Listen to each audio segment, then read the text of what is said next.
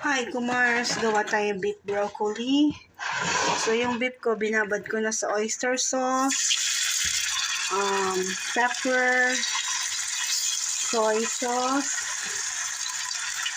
and lemon lime. Then, coat it in the cornstarch. Then, let's stir fry it.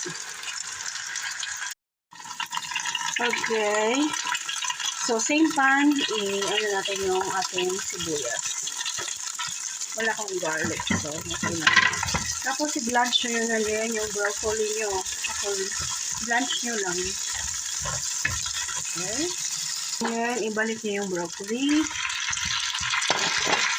Then, yung marination. And, pakuluan nyo konti lang. Okay. Lagay natin yung ating broccoli. Ayan. Ayan. Toss. Okay, turn off the fire. There you go. You got your beef broccoli.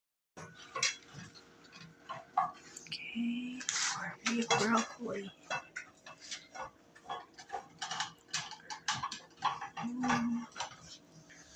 Kain na, Kumars. Thank you.